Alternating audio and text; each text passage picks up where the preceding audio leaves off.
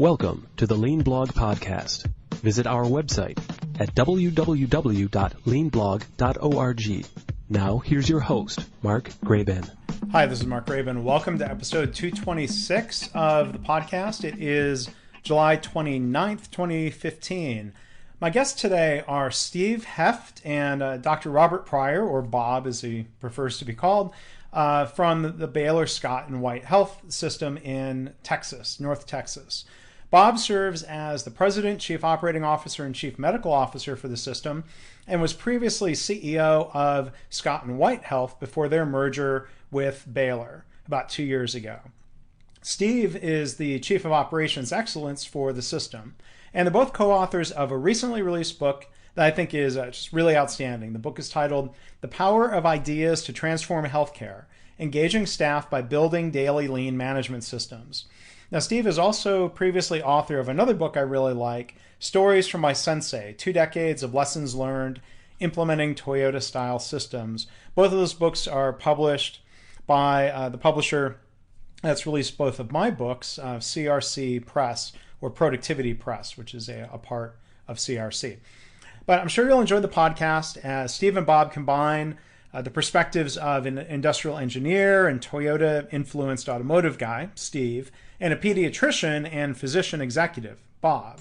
They share a passion for healthcare improvement and a belief that we need to respect and engage everybody who works in healthcare as a way to better serve patients, and I guess I would also add, to perform better as a healthcare organization. So I think you'll really enjoy the discussion. I've been fortunate to be able to visit with them a couple of times in person at their Gemba, if you will, at the hospitals in Round Rock and in Temple, Texas, and now they've got the broader Baylor Scott and White system that includes the Dallas-Fort Worth area.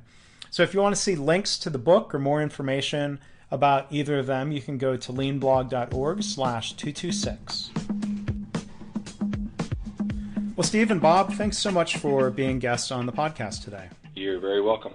Yes, thank you for having us. So, Bob, if you can get us started, I'd really be curious to hear about how Legacy Scott and White originally got started with Lean, and if you could sort of also talk about your role when you were the CEO of the system.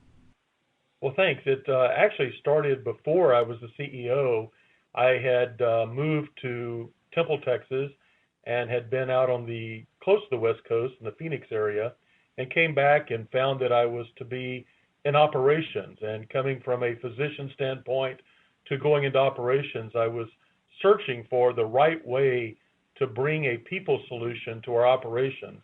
I saw several problems within Legacy Scott and White. Number one was I had no idea how communication got from where the ideas were formulated up in the executive suite down to where the people who were really important, who were doing the work, knew exactly how they fit in and what to do. Also, there was no way to get communication back from these very important people that were at the sharp end of our patient care to get communication back up to where I knew what was going on. And as I was searching, the lean tool that I had learned in business school kind of kept coming back as to saying, now we only spent about a half a day on this in operations management and business school, but this seemed to be the solution I was looking for to how to get a people solution into operations so that everybody was aligned and everybody came to work every day and knew what they had to do so the organization could push forward. Also, since healthcare was changing so rapidly, how could we change our focus in a speed that was anywhere approximated the speed in which we needed to change as external forces were changing healthcare?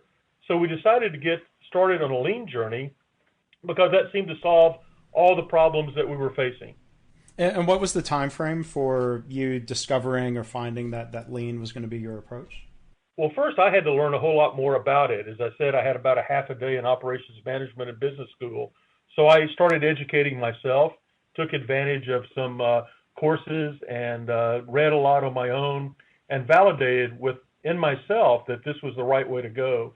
Then I started broadening the scope of the people that were involved in the transformation. One of the things in healthcare is that every new idea is met with incredible skepticism, especially among physicians. They're very skeptical about any change that's taking place. And certainly our older employees that have been through many, many new young leaders that come in, and there's a flash in the pan new idea about how we're going to change the organization for the better. And many of them sit back and say, well, I don't really have to learn this. All I have to do is outlast you. You're going to last about 2 years, young man. And 2 years from now, we'll be doing something else. So I don't really need to learn this. So we started expanding the scope and involving the leadership, and then we started involving people at the front line. And I had this idea, that a very naive idea, that all I had to do is to bring in a teacher and teach everybody the tools, and suddenly everybody would be happy and this would be going. I met Steve Hoeft, and I actually asked Steve one day, I said, Steve, what do you think the chances of us putting lean together by teaching at least to a tipping point in the organization so that everybody understood these tools and everybody was getting ready to go? And he looked at me and said, Bob, that would be zero. And that was incredibly true. But anyway, that's how we started the journey. But then, of course, from that start, we've had a very purposeful, driven journey into lean since then. Yeah, and so that's a good transition to hearing Steve's perspective on those initial discussions and how Steve got to be involved. But first off, just for the listeners, what was the time frame? What was the year when you were kind of starting with that? That would have been about 8 years ago. Okay. Late 2007, and that's when Bob and I met. So, Steve, talk a little bit about your background and how some of those conversations came to be, leading to you getting directly involved with Scott and White in the lean journey. Yep, and I'll skip that. The whole earlier days, the stories from my Sensei book really covers that well, but I wanted to focus on Bob too. Mm-hmm.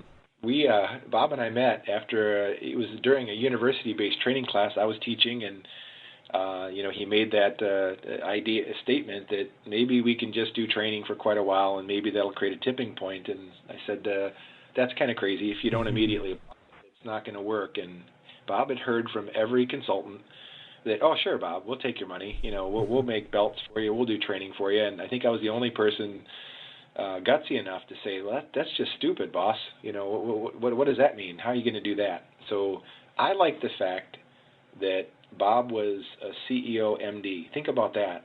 How many times, Mark, you and I have seen that's like almost the magic success factor either, right? You have a major whoever's doing this really well, it seems to be somebody with that deep clinical knowledge who's also a leader and is the CEO. When the CEO gets it, the organization gets it. So I was coaching about 30 different large health systems, but Scott and White was my favorite.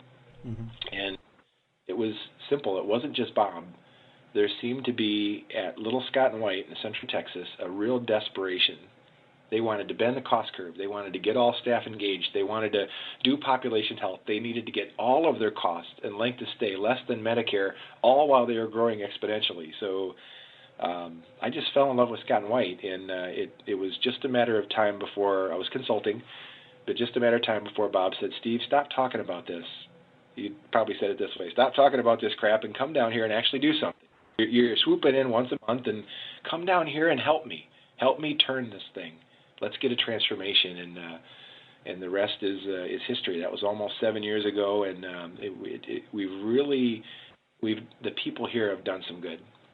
Now, a couple of minutes ago, and I think the sound cut out, unfortunately, when you were talking about this idea of can you just do training? You said you also need to. Were you saying you also need to go and do something? Back to the end of your story of coming down there and helping put some things into practice. What was that statement you made? Yes. So the reason why I told Bob he had 0% chance of success, if you do training only, training from a conference room with everybody eating the donuts, by the end of that time, the only thing you've really accomplished is people know how to eat donuts.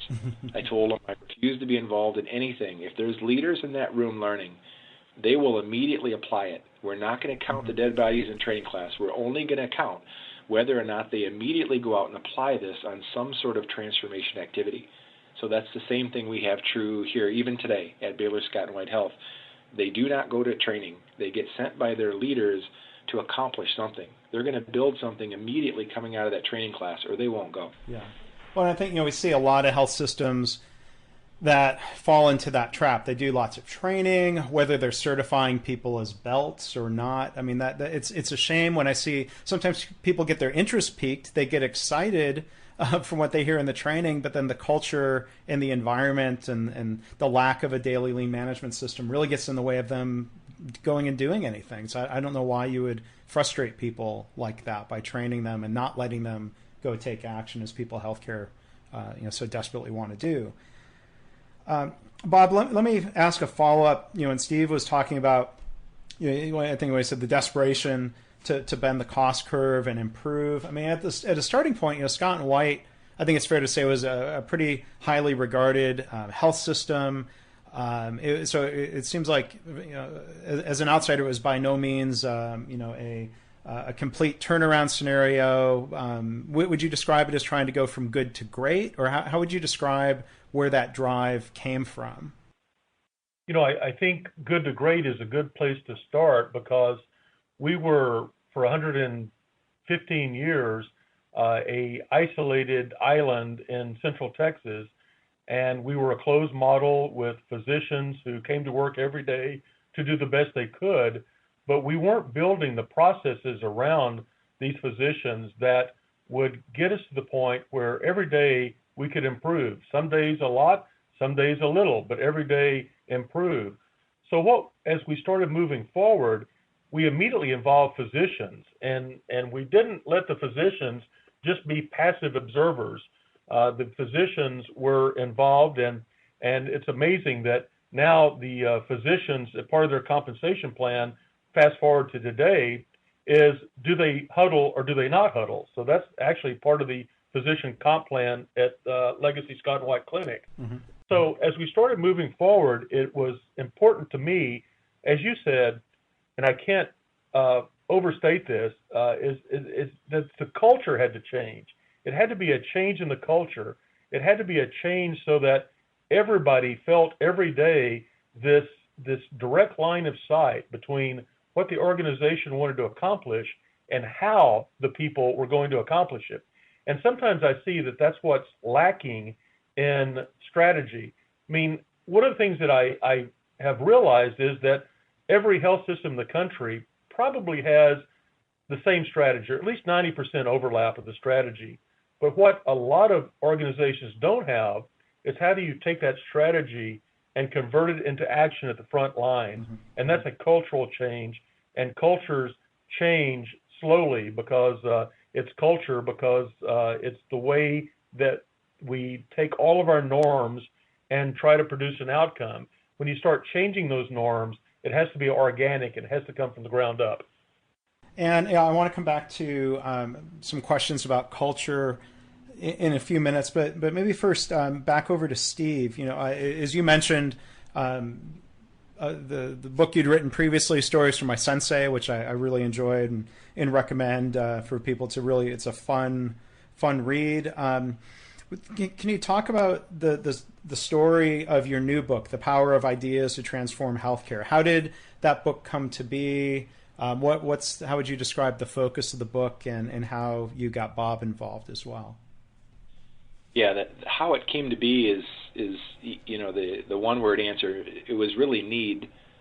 There really is a lack of specific how-to books in healthcare. And Mark, you've written two good ones. But think about that. There's not like here's how you do value stream mapping. Here's how you do Kaizen events. Here's a good way to do a whole hospital-wide assessment. They exist for manufacturing, even for some service, but they don't make it. And I think that's why your role has been so significant in trying to promote this within the healthcare industry. So we had so many books we were using as pre-read. We get away with minimum time in the training classroom, formal, because we do so much with the application, but also because we require our leaders to do quite a bit of pre-read. We can't just yak at them. So we're using many different books as pre-reads for our classes. One of them for our daily lean management system building was Creating a Lean Culture by David Mann. And David, he was very kind to write our foreword, some very positive words. He loved what he saw down here. But his book was, at least earlier versions, so specific towards Steelcase and the examples that were there. We needed pre-reads. We needed the Go Deeper books to go alongside our very brief books. So Bob and I, we really wrote the book to be the pre-read and kind of the Go Deeper book for our own courses. And we realized that we're sharing right where we're at in a really raw way with every healthcare system, including the competition. And this is the right thing to do. This is exactly what Toyota would do. And yeah, I mean, I would agree. You know, I think David's book is excellent. Even that first edition that was, I think, written about manufacturing experience, I gave and recommended that healthcare leaders buy that book, and people found that really helpful in terms of understanding, at least generally, what is meant by the components of a daily lean management system. And you know, that's a big part of what you focus on in the book.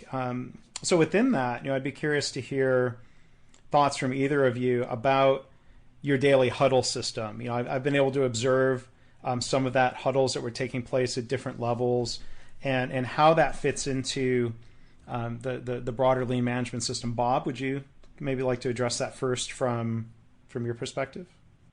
Well, one of the things I can say is that huddles have been a transformative stage in our journey. And it's one of the things that, as Steve would sit back and watch me struggle and watch me sweat, and he would just allow me to learn a little bit more. And one day I forgot what the topic was, and Steve says, "Oh yeah, Bob, I haven't taught you about huddles yet." And then when he started describing huddles, it made all the sense in the world that by using the huddles, we not only harness the ideas and the power of everyone who works in our organization, but when you put that in with the cascading of the goals and you align that, now everyone in the organization understands what they need to do for us to move forward. And the huddles were transformational. And the other part about huddles is that as I encourage the senior leaders to go out and see on the shop floor, the huddles make it very easy for them to be very efficient, and they can go to several huddles in a very short period of time and cover a lot of ground and ask the appropriate questions. And that does several things. Number one is it shows the frontline people that the executives really care about what's going on and about them as a person. And the other thing it does is that it continually realigns. And then the third thing, I may have said it did two things, but the third thing it does is it allows for spread. This is one of the ways that you can spread the ideas rapidly in the organization. Yeah, I was impressed when I got to see those huddles that were taking place at different levels. It wasn't, you know, I guess it was impressive that there was a pretty standardized approach to the huddles, but I think the most important thing was the sense of alignment in terms of what priorities were, about what to bring up, what to discuss, and how information was flowing up from the frontline focused huddles all the way up to the executive team, and that the executive team was huddling, and that information could then cascade back down. That was really good to see. Steve, maybe a question for you, just more generally about huddles and how you've coached people on this. I think, you know, huddles is one of those practices where people say, "Oh, okay, yeah, that seems simple," and they sort of try to, you know, copy what another organization did in a rote way. And you know, then unfortunately, what develops is people are just sort of checking the box. If you ask, "Why are you huddling?" they might say, "Well, because they told us to huddle." And there's not the same spirit involved in the huddle. Do you have any thoughts on that, of, you know, how to make sure those huddles are not just a check the box activity, that they're useful and to the organization and everyone involved? Yeah, good. Boy, if I had a nickel for every time in healthcare I've heard people say, we already huddle. And maybe that's been the power of why it's been so quick. I mean, Bob's talked about in some cases, we've turned this ship, a big ship, in 2 weeks. You know, we can be heading off and taking new ground in a new different direction, whether it's access or population health. So, but I think the key and the reason why that it's different, and maybe Mark, what you saw when you first came down here about the linkage and all, we're using Hoeft and Connery, just to use that concept, to link every single person so that they can see how they fit into the vision, mission, value of Baylor Scott and White Health. So people really do feel like they're not just huddling over quality of work life issues. They're huddling over meaningful stuff. So that was very important that we did different. But maybe the biggest key is leadership. A top leader is trained first. We won't do this unless the top leader is trained first. That leader doesn't tell her staff, you go huddle. She says, come to see my huddle, and then I want you to make yours better. They lead by example in this case, so we did not start at the bottom troops, and I think Theta Care and others did do that. We started at the top, and of course we kind of met in the middle here, but each leader has to start their own huddle, and they have to sponsor a Tier 1 direct performer huddle, and that's where everything, remember, there's no training class. They come out the next day after the end of their class, they're expected to huddle. And they're going to be bringing their staff members to their huddle. So flipping it around and saying, leaders, you have a job. It is management's job to build the systems by which workers can check whether or not their ideas are working. So our huddle processes, because everybody huddles, we've actually had to start calling them idea huddles, because the whole purpose of this is to bring forward a base hit idea, and while people are working, try it out. So that Bob started to say, we hit the accelerator point. How many projects can you do in a year, a health system? How many can they stomach? 10, 12, and 10 or 12 people are on each project. There's 144. What did the other 12,000 employees do? How are we going to get them involved? Right. And yet every one of them have ideas. So we've actually, Bob and I realized this at one point. It was a Toyota tour. And every one of those Toyota workers, the one that we saw, we happened to go to Kentucky, although San Antonio, Mark, is better and more powerful for this picture. But every employee, every week, every month, are coming up and implementing ideas. Yeah. And Bob's like, we're just as smart as them. But we realized where we weren't even asking. We didn't even ask our staff for their ideas. And we had these things, all healthcare people huddle. So during the huddle, why don't we pick one metric, point with the finger, make sure that they're daily or weekly measured. That's a key to this thing, too, and meaningful. Here's where we're at. Here's where we need to go. Have the leaders ask, what could we try today while we're working?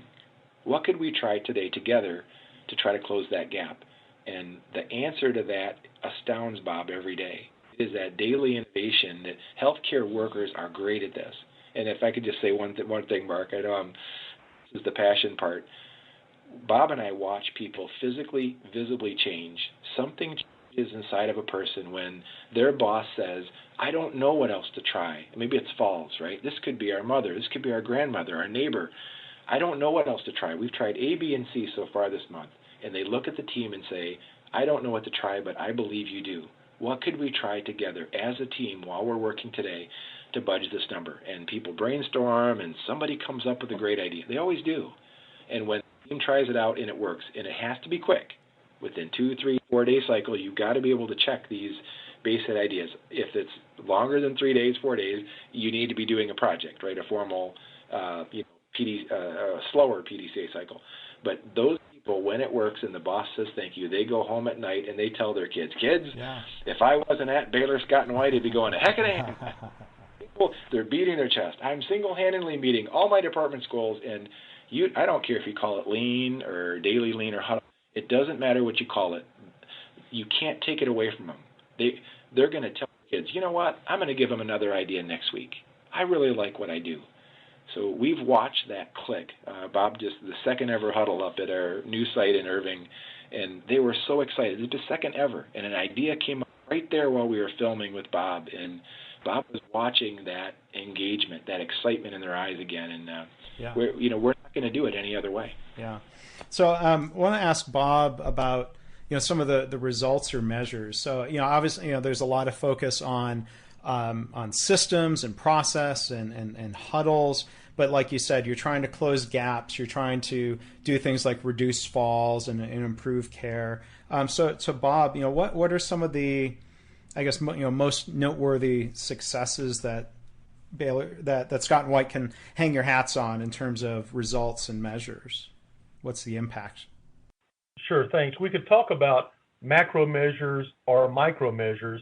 One of the measures that I'm most proud of is that when we first started the huddles at the sharp end of care, we looked at employee engagement, and those groups that were having daily huddles knocked the top off the employee engagement survey. We had been trying to get employee engagement for years and weren't making any progress. We even had somebody came in and they gave us an off-the-shelf plan to improve employee engagement. It didn't work. But the second that effective huddles started, employee engagement just went off the top of the scale. And then this produces much more satisfied employees. So what followed from that was patient satisfaction went way up. So if you look at the groups that are huddling, and you look at the group especially that huddle with their daily metric of patient satisfaction, now employee engagement starts, followed rapidly by incredible increases in patient satisfaction. And that actually is what I'm most proud of. We've also had other financial issues that we've solved. We've certainly cut our costs. We've become more effective. Our productivity is up. Morale is up. So if you look at all of the dimensions across Lean, every one of them, we're making big strides to advance. But the thing that I like the most is the fact that we've come together as a group in a way that we'd never come together before. We're actually one group now, not many different tribes. We're one group that we're all pulling the oars in the same direction. And whatever we want to do, I'm convinced that we can get it done in a week. In terms of going from idea to something being implemented instead of having a big committee that just gets together monthly to talk about the problem, right? Sure, it goes that way, but it also goes the other way. When we find something that's a strategic importance to our organization, we can go that way as well and parse that out so that everybody's working on it and the ideas are spreading through the gimbal walks. Yeah. Well, I think that's a challenge. One of you mentioned the idea that a lot of organizations have the same strategy. I've been in organizations where frontline staff or even people within an internal lean department will challenge their executives and say, nobody knows what our strategy is. Nobody really knows what the most important goals are, other than at the vaguest level of, well, we're trying to care for patients. And so, yeah, that communication and alignment, it's still pretty rare in healthcare. You all might not appreciate. Maybe you do remember back to the before situation, but that does make a big difference when organizations have that alignment. So, Bob, I wanted to ask one other question, and maybe Steve, you can jump in too. We talk about culture, and culture is probably something that's hard to measure. I mean, you can see the results of culture. In the book, you talk about a topic that's really important to me, shifting from a culture of blame to a culture of safety. So I was wondering, maybe Bob first, if you could talk about that. How do you make that culture change a reality? How do you know when the culture is changing? Well, first of all, healthcare is kind of like what I learned in surgery, the ABCs of surgery: assess, blame, and criticize.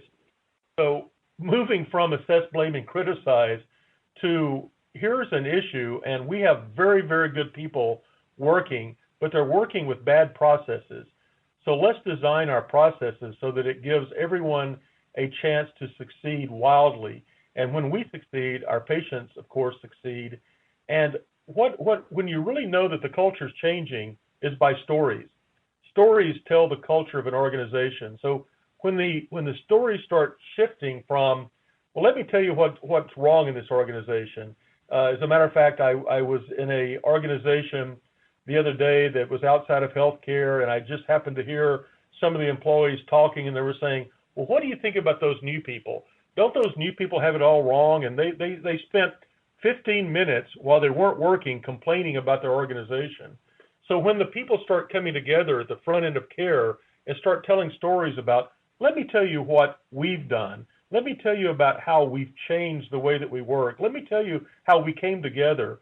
And once you start hearing those stories, then you know that culture has changed from one of, I'm really afraid to step out of my box and speak up, to, let me tell you how I spoke up, and let me tell you how that changed our whole organization. Steve mentioned the example of when I went to the second huddle this one group had, and they came up with an absolute tremendous idea of how to reduce overtime. And it was an incredible idea. They put it into effect in one day, and they had overtime solved. And one of them, who was part of the idea generation, asked me, she looked at me point blank and said, "Now, is anybody going to know that we did this?" I said, "Absolutely. I'm going to tell everybody you did this." And I've been telling everybody this story, but after 2 days of huddling, they solved a problem they've been struggling with for years. They solved it in one huddle. And not only that, but then the other thing is I followed it with a letter to them and told them that not only did I promise you I was going to tell everybody, I have told everybody, and thank you for generating that. So that's where culture changes. Yeah. So Steve, let me turn back to you, and I'm curious from your perspective, from your time at Toyota. You get a sense visiting Toyota, or at least within the lean philosophy or TPS approach, that safety as a top priority is more than lip service. That it's the reality of making safety a priority, making choices that err on the side of safety. A lot of health systems where it's easy to say, oh, we always make patient safety a top priority, but that doesn't necessarily seem to play out in people's daily decisions or what the organization is allowing them to do. So I'm curious, what are some of your thoughts and perspectives about learning from Toyota, trying to change the safety culture in healthcare? Mm-hmm. Yeah, that's been one of that's really been the success story. If we were to try to pick one of the metrics, Bob and I, we kind of picked Toyota's categories of metrics to try to roll things out early on. Now we use our circle of care, very inarguably the 4 things that we've got to get done as an organization, Baylor, Scott & White. But when we first got started, we thought it's good enough for Toyota, it's good enough for us. SQDCM, safety, then quality, then cost, then delivery, which is sort of your timeliness, and that access is part of it, and morale. And it's not that employee morale is the last of metrics, but of the 100 categories of metrics, those are the top 5. But safety and quality are your non-negotiables. Draw a line under them. It's kind of guided a lot of the stuff that we've done. In fact, our huddles, many cases, people still use the phrase safety huddle because safety is the first thing. And now remember, all levels huddle, not just direct performers at Baylor, Scott & White. So in the leadership huddles, it used to be any safety concerns, crickets, silence. And just like Dr. Toussaint started in data care, people are going to test this one day. And one person says, okay, hey, we got this group is 100% clean in all their audits. And someone raises their hand and says, we're 100% clean in these audits because we're not doing them. Right. People are afraid to speak up. Right. Here it comes. So what are you going to do? The leaders, they know it's coming. It's part of the training. Thank you. Thank you for your honesty. Every issue is a process issue. What do we need to do to get done? And now we've backed it up. So we've gone through the same phases that a lot of other organizations like Toyota and now healthcare organizations have too. First, you don't talk about it. Then you kind of cover up the problem, and then you start talking about the things after they happen. And now we've moved it forward to, and a lot of organizations do this, the concept of great catches. Catching those little safety and quality things and rewarding those individuals well before. So an example, way before a fall, there was a trip hazard, right? It's a great catch. Way before there's a med error, there's a labeling issue. It's a great catch. So we've now, like great organizations, are backing this thing up. And we've learned a great deal from Baylor. This is where the magic of Scott & White, low cost, bend in the cost curve, population health is now marrying itself with the great Baylor health system to create Baylor Scott & White Health. And we've just learned a great deal both ways. But our culture, we're trying to come up maybe first and foremost with the culture of continuous safety improvement first. Yeah. And I'm curious also, Steve, for your perspectives, and then maybe, Bob, from a physician standpoint. I know you've brought in other people who had a direct background experience at Toyota. I'm curious what your thoughts, Steve, on their contribution coming in as an outsider. Like, it's just a quick aside. I saw somebody sent me a job posting for a different Texas health system for director of performance improvement. And it said in the job requirements, requires 10 years of healthcare experience. So, I've got a bias as an engineer and somebody who came from manufacturing just now 10 years ago, that hospital is going to rule out, unfortunately, filter out a lot of, I think, the most capable leaders and people who could come in and help them actually improve performance, you guys have done differently. So kind of talk to the benefit of bringing in Toyota folks. Yeah, we're probably 50-50 as our continuous improvement staff, by the way, is really small. It's a question that a lot of people say. We have about 12 in Central Texas for 16,000 people here, 12. And we're getting, more than 1,000 ideas implemented every week, here. So imagine dozens of projects at that level. Same thing in the north, about 12 people. We do have 5 true sensei, people that are just deep system. They travel a lot, this group. The sensei really have deep Toyota experience. Of the coaches, it's about 50-50, 50% kind of industrial engineers, that people that had that manufacturing background, and they're usually married or close to somebody with deep clinical background, some nurses and some respiratory technicians. We've really done well both ways, but I do think it's that pure Toyota knowledge that the sensei in this group have that really has been the difference maker. I can't imagine if the philosophy is off 5 degrees, somebody, and I have a black belt, but if somebody has only that black belt knowledge, that it's all about the belt, it's all about statistics, they have to come up with the ideas, that doesn't play well here. There is an emptying of oneself that's required to be a good leader at Baylor, Scott & White. You either believe in these people and hired them for more than their hands, or we might as well just quit now. And we learned this from Toyota, and I think at the core, that respect for people has to be there. Yeah, and I would certainly agree that what I've seen work really well is a combination of outsiders and insiders, nurses and engineers, learning from each other, working together.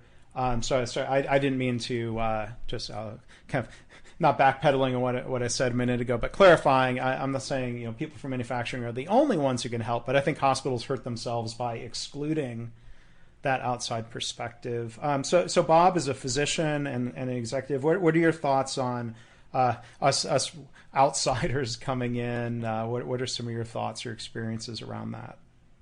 Probably one of the more important things that we can do, because if we only hire people that understand the old way of doing things, then how are we ever going to do things differently?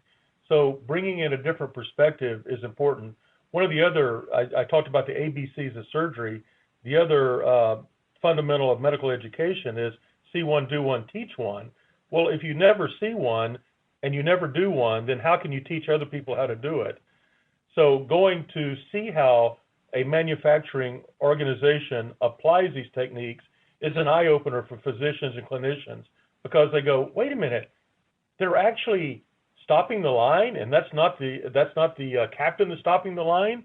Right, that's the person who has noticed something is wrong. Now, the experts come in and we solve the problem, and then the line starts again. And you can apply that to what we're doing in the wards now. We have the rapid response team where anyone, including a patient's family member, can stop the line and call in the team that looks at it, fixes it, and then the line starts again. But when you see that, it becomes a lot more learnable and teachable than if you just either read it in a book or you come and learn it in a classroom. But having the outside people come in and say, let me show you how this works. Now you've got a framework that says, I got it. Now let's expand upon that. Yeah, and as we start to wrap up here in a couple minutes, one other thing I wanted to ask you, Bob, we've kind of alluded to the idea of legacy Scott and White, and then Baylor Scott and White with the merger that occurred about 2 years ago. Bob, what would you say are some of the strengths and the opportunities that you see as you combine organizations and cultures, or are there any differences in the lean approach that you're trying to reconcile? Well, not necessarily in the lean approach, but in the approach in general. Let me start with that. We had a lot in common. As a matter of fact, before the merger, we had an outside group come in and say, they gave us a cultural survey, and they said these are the two most aligned cultures they'd ever seen prior to merger. But of course, there were differences. We are drawing from the strength of the legacy Baylor group that was involved in STEEP care, safe, timely, effective, efficient, equitable, and patient-centered. Of course, who can argue with those as goals? they had training classes, and they were fundamentally immersed in steep care. Now, steep care is great, but when you bring lean and you marry that with steep care, now you get the way to get steep care, and you get the way to involve people, and you get the way to spread it, more than just classes. So the marriage of steep care and lean has been very good for both organizations. Yeah, and for people who might not know that term, there's a book. It's also a Shingo Award winner called Achieving Steep Healthcare by David Ballard. I've seen Dr. Ballard present at the Society for Health Systems Conference. I would recommend people check out that book, in addition to newly released the book here by Steve and Bob from CRC Press, The Power of Ideas to Transform Healthcare.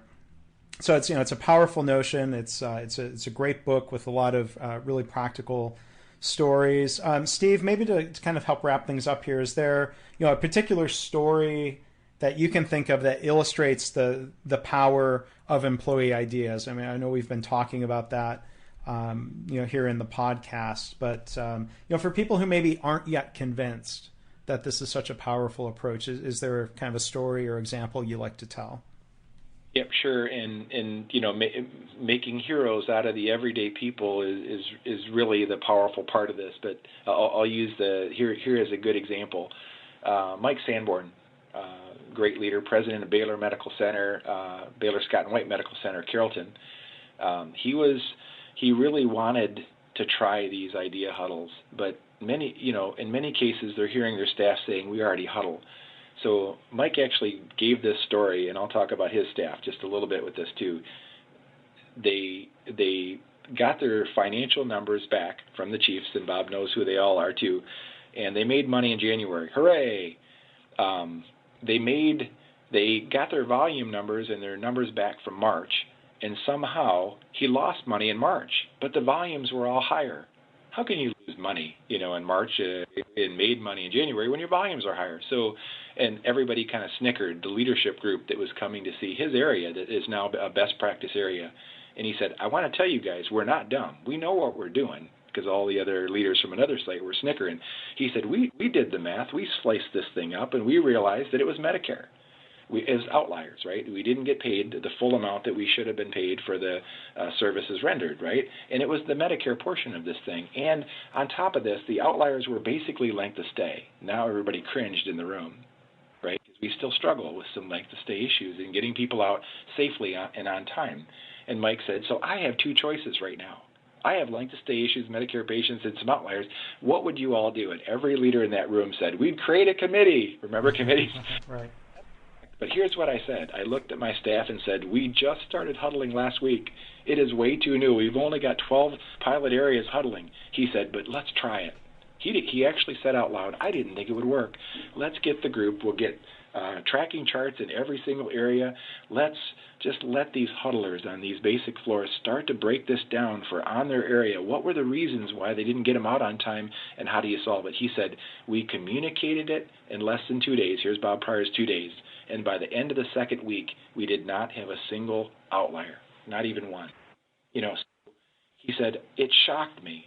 And so he said, and he's talked to now Cindy Shamp, one of the other leaders in the North, the president of Baylor Scott and White Medical Center, Irving. And she said the same thing to the board of directors in front of the top-notch business leaders of this very large health system and growing. And she said, "I'm going to tell you the reasons why I'm going to spread this. It's not just communication and alignment and engagement." She said, "Steve promised and Bob promised that we'd get that, and we did." She said, "But we're operating at a new level. We used to get crushed when we hit 87% full. Now we're operating near 100% full, and there's no overtime, and we're getting leadership development." She said, "And every single department is moving the stick on here now too. We're getting leaders who were skeptical that they could go to the next level, and they're getting there quicker because now they're not waiting on just projects. Now they're tapping every idea from every person every day. When you turn that on, it's just dynamite." And boy, yeah, that's dynamite. It's powerful.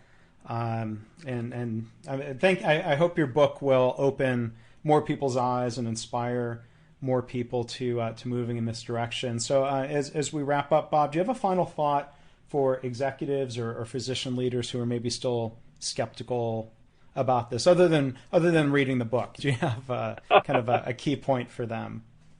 Sure. It's a journey that's well worth the travel. The journey is one of everybody in the organization picking up their belongings and moving the bar in the direction that healthcare needs to go. Steve used a couple of examples that are really good, because there was a lead financial indicator that led to the quality indicator going up. People do not need to languish in a hospital. They need to get well and get out of the hospital, and that is quality. And the balance of all of the things that we do every day sometimes is not apparent. But when you start looking at it in a systematic way, within huddles, within Hoeft and Connery, within making sure the organization is doing what we need to be doing for the benefit of our communities, then people start piling on board, and you're not going to pry this away from them. They're going to continue to make it work. Well, Bob, thank you so much for sharing your perspectives here today. And Steve, thank you as well. Again, our guests have been Steve Hoeft and Bob Pryor from Baylor Scott & White Health. The book is titled The Power of Ideas to Transform Healthcare. I hope you'll check it out. And thanks again for being here with us today. Thank you. Yeah, thank you, Mark. Thanks for listening. This has been the Lean Blog Podcast. For lean news and commentary updated daily, visit www.leanblog.org. If you have any questions or comments about this podcast, email Mark at leanpodcast@gmail.com.